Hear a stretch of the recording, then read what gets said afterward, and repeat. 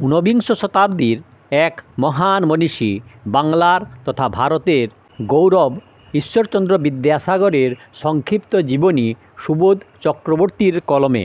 তার আগে কয়েকজন মনীষীর ঈশ্বরচন্দ্র বিদ্যাসাগরের সম্বন্ধে যা বলে গেছেন তা ছোট্ট ছোট্ট করে বলবো। শিবনাথ শাস্ত্রী। এক্ষণে আমরা বঙ্গ সমাজের ইতিবৃত্তের যে যুগে প্রবেশ করিতেছি, তাহার প্রধান পুরুষ পণ্ডিতবর শ্রী ঈশ্বরচন্দ্র বিদ্যাসাগর। এককালে রামমোহন রায় যেমন শিক্ষিত ও অনগ্রসর ব্যক্তিগণের অগ্রণী ও আদর্শ পুরুষরূপে দণ্ডায়মান ছিলেন এবং তাহার পদভারে বঙ্গ সমাজ কাঁপিয়া গিয়াছিল, এই যুগে বিদ্যাসাগর মহাশয় সেই স্থান অধিকার করিয়াছেন। মানব চরিত্রের প্রভাব যে কী জিনিস, উগ্র উৎকট ব্যক্তিত্ব সম্পন্ন তেজীয়মান পুরুষগণ ধনবলে হীন হইয়াও যে সমাজ মধ্যে কিরূপ প্রতিষ্ঠা লাভ করিতে পারেন, তাহা আমরা বিদ্যাসাগর মহাশয়কে দেখিয়া জানিয়াছি। এটা বলেছেন শিবনাথ শাস্ত্রী মহাশয়। ঈশ্বরচন্দ্র বিদ্যাসাগর সম্বন্ধে মাইকেল মধুসূদন দত্তের কথা। ঈশ্বরচন্দ্র ছিলেন বিদ্যার সাগর, দয়ার সাগর, দরিদ্রের সবচেয়ে বড় বন্ধু। তিনি ছিলেন হিমালয়ের মতো অটল, সকলের আশ্রয়। তার অন্তর থেকে অমৃত ধারা নিয়ে নদী বের হয়, বুকে জন্মায় বনস্পতি। তিনি ফলে ফুলে সুগন্ধে সকলকে শান্তি দেন, সুখ দেন। বিদ্যাসাগরের হৃদয় যেমন মহান তেমনি বিশাল। ঈশ্বরচন্দ্র বিদ্যাসাগর সম্বন্ধে রবীন্দ্রনাথ ঠাকুর। ঈশ্বরচন্দ্র বিদ্যাসাগরের চরিত্রের প্রধান গৌরব তাহার অজেয় পৌরুষ, তাহার অক্ষয় মনুষ্যত্ব, এবং যতই তা অনুভব করিব ততই আমাদের শিক্ষা সম্পূর্ণ ও বিধাতার উদ্দেশ্য সফল হইবে এবং বিদ্যাসাগরের চরিত্র বাঙালির জাতীয় জীবনে চিরদিনের জন্যে প্রতিষ্ঠিত হইয়া থাকিবে। ঈশ্বরচন্দ্র বিদ্যাসাগর সম্বন্ধে মহাত্মা গান্ধী। পৃথিবীতে এমন লোক খুবই কম জন্মেছেন। একথা বলা যেতে পারে যে যদি ঈশ্বরচন্দ্র কোনো ইউরোপীয় দেশে জন্মাতেন, তবে ইংল্যান্ডের নেলসনের যেমন স্মারক বানানো হয়েছে, সেই রকম স্মারক ঈশ্বরচন্দ্রের মৃত্যুর পরও স্থাপিত হতো। তবে ঈশ্বরচন্দ্রের স্মারক আজ বাংলার ছোট অথবা বড়, গরিব অথবা আমির, সব লোকের হৃদয়ে স্থাপিত। ঈশ্বরচন্দ্র বিদ্যাসাগর সম্বন্ধে আশুতোষ মুখোপাধ্যায়। বিদ্যাসাগর এই কথাটি আমার নিকট একজন মানুষের নাম মাত্র নহে, ইহা আমার নিকট একটি মন্ত্রস্বরূপ। বিদ্যাসাগর মহাশয়ের জীবন আমার নিকট একটি জ্যোতির্ময় আলোকস্তম্ভ স্বরূপ। মনুষ্যত্বের সাধনায় ইহজীবনে যদি কেহ সিদ্ধিলাভ করিতে চাহে, তাহার পক্ষে এই একটি মাত্র অমোঘ মন্ত্র আছে, বিদ্যাসাগর। এই কথাটি উচ্চারণেই পূর্ণ। ইহা আমার উচ্ছ্বাসের কথা নয়, উপলব্ধির কথা। তাহারই আদর্শকে অনুসরণ করিয়া আমার জীবন অনেকখানি গড়িয়া উঠিয়াছে, চরিত্র বিকশিত হইয়াছে। ঈশ্বরচন্দ্র বিদ্যাসাগর সম্বন্ধে ঠাকুর শ্রী শ্রী রামকৃষ্ণ বলেছেন, তুমি তো শুকনো ডাঙ্গা নয়, তুমি সাগর। শুষ্ক পণ্ডিত নও, তুমি বিদ্যার অম্বুনিধি। বিদ্যা থেকে দয়া, বিদ্যা থেকেই ভক্তি, বিদ্যা থেকেই বৈরাগ্য। আজ বড় আনন্দের দিন, আজ সাগরে এসে মিললাম। এতদিন শুধু খাল, বিল, নদ নদীই দেখেছি, আজ আমার সমুদ্র দর্শন। এবারে ঈশ্বরচন্দ্র বিদ্যাসাগর সম্বন্ধে সুবোধ চক্রবর্তী মহাশয় এক সংক্ষিপ্ত জীবনী লিখেছেন, সেটা পড়ব। জন্ম ও বংশ পরিচয়। 1227 সনের 12ই আশ্বিন, ইংরাজি 1820 খ্রিস্টাব্দে 26শে সেপ্টেম্বর, মঙ্গলবার মেদিনীপুর জেলায় বীরসিংহ গ্রামে ঈশ্বরচন্দ্র বিদ্যাসাগরের জন্ম হয়। তখন বীরসিংহ গ্রামটি ছিল হুগলি জেলার অন্তর্ভুক্ত। পরবর্তীকালে তা মেদিনীপুর জেলার সঙ্গে যুক্ত হয়। ঈশ্বরচন্দ্রের বাবার নাম ঠাকুরদাস বন্দ্যোপাধ্যায় এবং মায়ের নাম ছিল ভগবতী দেবী। তাঁর ঠাকুরদার নাম ছিল রামজয় তর্কভূষণ। পণ্ডিত হিসাবে রামজয়ের খ্যাতি যথেষ্ট থাকলেও আর্থিক অবস্থা মোটেই সচ্ছল ছিল না। ঈশ্বরচন্দ্রের বাল্য ও কৈশোরের দিনগুলি কেটেছিল দারিদ্র্যের মধ্য দিয়ে। রামজয় ও তার ভাইদের মধ্যে তেমন সদ্ভাব ছিল না, বরং প্রায় মনোমালিন্য লেগে থাকত, আর এরই জন্য তিনি অধৈর্য হয়ে গৃহত্যাগ করেন। ফলে তার স্ত্রী দুর্গাদেবী পুত্রকন্যাদের নিয়ে চরম দুরবস্থার মধ্যে দিনাতিপাত করতে থাকেন। একসময় দারিদ্র্য এমন রূপ নিয়ে দেখা দিল যে দুর্গাদেবী অনন্যপায় হয়ে পুত্রকন্যাদের নিয়ে পিত্রালয় বীরসিংহ গ্রামে চলে যেতে বাধ্য হন। এই হিসাবে বীরসিংহ ঠাকুরদাসের মাতুলালয় হলেও সেটি এক সময় তার নিজের দেশে পরিণত হয়ে যায়। পিত্রালয়েও দুর্গাদেবীর বরাতে বেশি দিন সহ্য হলো না। আত্মীয় পরিজনদের সঙ্গে বনিবনা না হওয়ায় তিনি সেই গ্রামের একান্তে একটি কাঁচা ঘর তৈরি করে পুত্রকন্যাদের নিয়ে বসবাস শুরু করেন। আর্থিক অসচ্ছলতার জন্য ঠাকুরদাস অল্প বয়সেই বীরসিংহ গ্রাম ছেড়ে অর্থোপার্জনের জন্য কলকাতা যেতে বাধ্য হন। সেখানে নামমাত্র বেতনে এক ব্যবসায়ীর খাতা লেখার কাজে নিযুক্ত হন তিনি। ন্যায়নিষ্ঠা, সততা, অধ্যবসায় ও স্বাধীনচেতা মনোভাব সম্বল করে তিনি সমাজে প্রতিষ্ঠা লাভ করতে সক্ষম হয়েছিলেন। পরবর্তীকালে পুত্র ঈশ্বরচন্দ্রের মধ্যেও উক্ত গুণাবলী পূর্ণমাত্রায় লক্ষিত হয়েছিল। শিক্ষা। ঈশ্বরচন্দ্রের বাল্য ও কৈশোরের দিনগুলি কেটেছে চরম দারিদ্র্যের মধ্যে, কিন্তু দারিদ্র্য তার মনোবলকে গ্রাস করতে পারেনি, বরং তাকে সম্রাটের শিরোপা লাভে সহায়তা করেছে। তিনি গ্রামের পাঠশালায় প্রাথমিক শিক্ষা গ্রহণ করেন। 1235 সালের শেষে তিনি তার বাবার সঙ্গে কলকাতায় আসেন বিদ্যার্জনের জন্য। 9 বছর বয়সে ভর্তি হন সংস্কৃত কলেজে।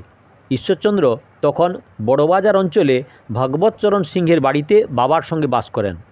সংস্কৃত কলেজে ঈশ্বরচন্দ্র ভর্তি হন ব্যাকরণের 3য় শ্রেণীতে। অধ্যাবসায় ও নিষ্ঠার সঙ্গে 1.5 বছর পড়াশোনা করে তিনি কৃতিত্বের পরিচয় দেন এবং মাসিক 5 টাকার বৃত্তি লাভ করেন। সংস্কৃত কলেজে ব্যাকরণের 3য় শ্রেণীতে পাঠাভ্যাসকালে তিনি পরপর 3টি বার্ষিক পরীক্ষায় বিশেষ সাফল্য লাভ করে পারিতোষিক লাভ করেন। ব্যাকরণ শ্রেণীর পাঠ শেষ করে তিনি এবার ইংরেজি শ্রেণীতে পাঠ শুরু করলেন। 6ষ্ঠ শ্রেণীতে পাঠাভ্যাসকালে বিশেষ কৃতিত্বের পরিচয় দেন এবং পারিতোষিক লাভ করেন। অতঃপর সাহিত্য শ্রেণীতে ভর্তি হন। 1833 খ্রিস্টাব্দ থেকে 1835 খ্রিস্টাব্দ অবধি তিনি সাহিত্য শ্রেণীতে পড়াশোনা করেন। সাহিত্য শ্রেণীতে কৃতি শিক্ষক জয়গোপাল তর্কলঙ্কারের কাছে শিক্ষালাভে ধন্য হন। সংস্কৃত কলেজে তিনি 12 বছর 5 মাস পড়াশোনা করেন। বার্ষিক পরীক্ষায় প্রথম স্থান লাভ করেন। এবারও কৃতিত্বের জন্য তিনি পুরস্কৃত হন। 1835 খ্রিস্টাব্দে ভর্তি হন অলঙ্কার শ্রেণীতে। এখানে কৃতি অধ্যাপক প্রেমচন্দ্র তর্কবাগীশের বিশেষ প্রিয় ছাত্র হিসেবে গণ্য হন। এই শ্রেণীতে তিনি 1 বছর পড়াশোনা করেন। এবারও বার্ষিক পরীক্ষায় কৃতিত্বের পরিচয় দেন, লাভ করেন প্রথম স্থান। কৃতিত্বের জন্য প্রচুর পুরস্কার লাভ করলেন তিনি। এরপর যথাক্রমে বেদান্ত শ্রেণী ও স্মৃতি শ্রেণীতে পড়েন। এইভাবে পাঠ্যাভ্যাসকালে প্রখ্যাত পণ্ডিত হরনাথ তর্কভূষণ এবং শম্ভুচন্দ্র বাচস্পতির সান্নিধ্য লাভ করেন। স্মৃতি শ্রেণীতে অভাবনীয় কৃতিত্বের পরিচয় দিয়ে তিনি বিদ্যাসাগর উপাধি লাভ করেন আর লাভ করেন পুরস্কার স্বরূপ 80 টাকা। 1839 খ্রিস্টাব্দে তিনি হিন্দু ল কমিটির পরীক্ষায় উত্তীর্ণ হন। কাব্য, অলঙ্কার, বেদান্ত, স্মৃতি, জ্যোতিষ এবং ন্যায়শাস্ত্রে তিনি অগাধ পাণ্ডিত্য অর্জন করেন। এখানে উল্লেখ করতে হয় যে হিন্দু ল কমিটির পরীক্ষার শেষে প্রদত্ত প্রশংসাপত্রে বিদ্যাসাগর উপাধিটি তার নামের আগে ব্যবহার করা হয়। বিবাহ। 15 বছর বয়সে ঈশ্বরচন্দ্র ক্ষীরপাই নিবাসী শত্রুঘ্ন ভট্টাচার্যের কন্যা দীনময়ী দেবীকে বিয়ে করে সংসার জীবন শুরু করেন। শত্রুঘ্ন ভট্টাচার্য পাণ্ডিত্যের জন্য স্বগ্রাম ও পার্শ্ববর্তী কয়েকটি গ্রামের প্রিয় পাত্র ও পরম শ্রদ্ধাভাজন ছিলেন। কর্মজীবন। বিদ্যাসাগর 1841 খ্রিস্টাব্দে 29 ডিসেম্বর কলকাতার ফোর্ট উইলিয়াম কলেজের প্রধান অধ্যাপকের পদে নিযুক্ত হন। এত কম বয়সে এমন একটি গুরুত্বপূর্ণ পদ তার লাভ করা সম্ভব ছিল না। জি.টি. মার্শাল সাহেব তখন উক্ত কলেজের সেক্রেটারি ছিলেন। তারই ঐকান্তিক চেষ্টায় এবং বিশেষ সুপারিশে তার পক্ষে ওই পদ লাভ করা সম্ভব হয়েছিল। এখানে তিনি 5 বছর কর্মে নিযুক্ত ছিলেন। 1846 খ্রিস্টাব্দে বিদ্যাসাগর 50 টাকা বেতনে সংস্কৃত কলেজের সহকারী সম্পাদকের পদে যোগদান করেন। রামমানিকা বিদ্যালঙ্কার ইতিপূর্বে উক্ত পদে নিযুক্ত ছিলেন। তাঁর অকাল মৃত্যুর ফলে ওই পদটি শূন্য হলে সম্পাদক রসময় দত্তের সুপারিশক্রমে তিনি পদটি লাভ করেন। সেই বছরের সেপ্টেম্বর মাসে তিনি শিক্ষা ব্যবস্থার উন্নতি বিধানে এক মূল্যবান রিপোর্ট কর্তৃপক্ষের কাছে পেশ করেন। এতে সম্পাদক রসময় দত্ত ক্ষুব্ধ হলেন। সহকারী সম্পাদক অত্যুৎসাহী এবং কর্মতৎপর হলে কোনো সম্পাদকই তাকে সুনজরে দেখতে পারে না। বিদ্যাসাগরের ক্ষেত্রেও এর ব্যতিক্রম হয়নি।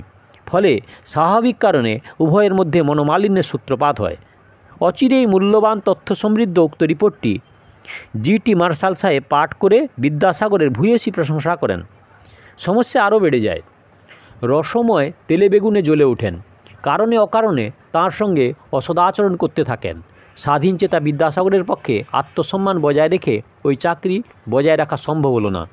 বাধ্য হয়ে তিনি 1847 খ্রিস্টাব্দে জুলাই মাসে ওই পদে ইস্তফা দেন।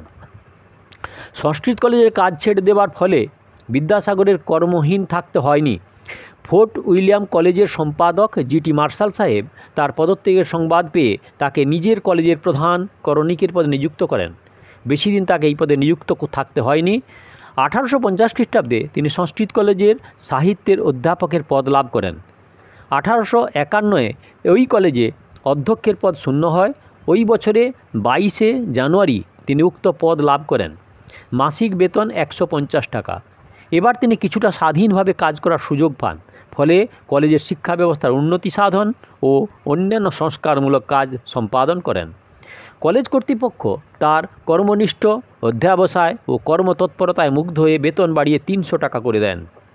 সেই সময় অতিরিক্ত কাজ হিসাবে বিদ্যালয় পরিদর্শকের কর্মভারও তাঁকে গ্রহণ করতে হয়। বিদ্যালয় পরিদর্শনের কর্তব্য পালন করতে তাকে গ্রামে গ্রামে ঘুরে বেড়াতে হতো। বাংলার মানুষের অশিক্ষার অন্ধকারে ডুবে থাকার অবস্থা প্রত্যক্ষ করে তিনি মর্মপীড়া অনুভব করেন। ফলে 2 মাসের মধ্যে তিনি দেশের বিভিন্ন প্রান্তরে 20টি আদর্শ বিদ্যালয় স্থাপন করেন। স্ত্রী শিক্ষা তখন নিদারুণ অবহেলিত ছিল। তিনি উপলব্ধি করেন তাদের মন থেকে অশিক্ষার অন্ধকার দূর করে শিক্ষার আলো জ্বেলে দিতে না পারলে স্ত্রী জাতির সার্বিক উন্নতি অলীক কল্পনা মাত্র। তাই তিনি অক্লান্ত পরিশ্রম স্বীকার করে মেয়েদের জন্য 30টি বিদ্যালয় স্থাপন করেন। এই সময়ে তার উদ্যম ও কর্মনিষ্ঠা দেখে ছোটলাট ফেডারেল হ্যাডিলে যার পর নাই মুগ্ধ হন। 1854 খ্রিস্টাব্দে ফোর্ট উইলিয়াম কলেজ তুলে দেওয়া হয়। সেখানে স্থাপন করা হয় বোর্ড অব এক্সামিনার্স। বিদ্যাসাগরকে বোর্ডের একজন সক্রিয় সদস্য হিসাবে গ্রহণ করা হলো। ফ্রেডারিক হ্যালিডের নির্দেশে স্থির হলো যে ডিরেক্টর অফ পাবলিক ইনস্ট্রাকশনের মাধ্যমে বাংলায় শিক্ষা ব্যবস্থা পরিচালিত হবে, আর বিদ্যালয় পরিদর্শকের উপর সর্বময় কর্তৃত্ব অর্পিত হলো। ফ্রেডারিক হ্যালিডের ইচ্ছায় বাংলার দক্ষিণাঞ্চলের বিদ্যালয়গুলির সহকারী পরিদর্শকের পদ লাভ করেন বিদ্যাসাগর।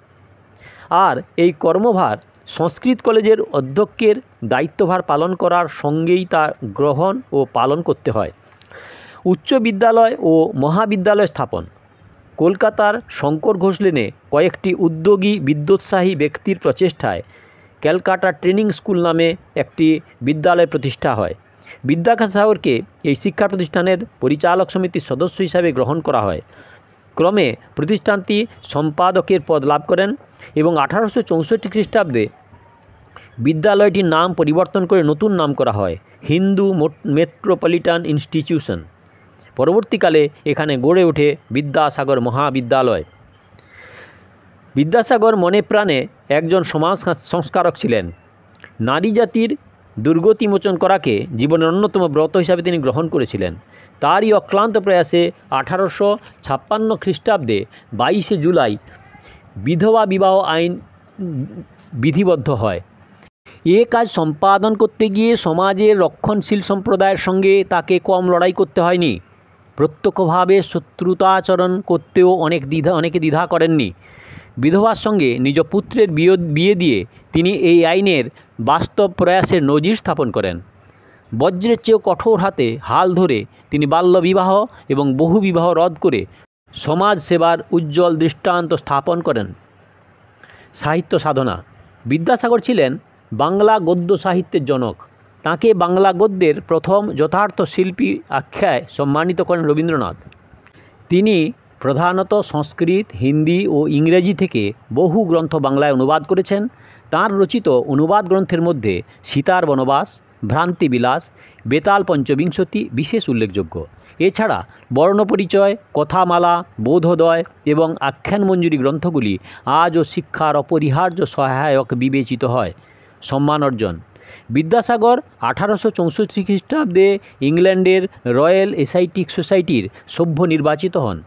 1880 খ্রিস্টাব্দে ভারত সরকার তাঁকে CIE উপাধিতে সম্মানিত করেন। মৃত্যু। শেষ বয়সে নানা কারণে বিদ্যাসাগরের স্বাস্থ্য ভেঙে পড়ে, তাই অবশিষ্ট জীবন তিনি বিহারের অন্তর্গত কারমাটাতে কাটান। সাঁওতালদের অনাড়ম্বর জীবনযাপন তাঁকে মুগ্ধ করে, আর তাদের অবহেলিত অবস্থা দেখে তিনি মর্মপীড়া উপলব্ধি করেন। ফলে মাসে 20 টাকা ব্যয়ভার মাথায় নিয়ে তাদের জন্য একটি বিদ্যালয় স্থাপন করেন। অবশেষে 1298 সালের 13ই শ্রাবণ 1891 খ্রিস্টাব্দে 29শে জুলাই তিনি পরলোক গমন করেন। এ হলো সুবোধ চক্রবর্তীর লেখা বিদ্যাসাগর মহাশয়ের সংক্ষিপ্ত জীবনী, অতি সংক্ষিপ্ত জীবনী। দয়া করে সাবস্ক্রাইব করবেন, ভালো লাগলে লাইক করবেন, শেয়ার করবেন। আর এরকম ভিডিও দেখতে হলে কাকন বাসুতে ক্লিক করে ভিডিও দেখুন, আর আগের ভিডিওর জন্য দয়া করে অপেক্ষা করুন।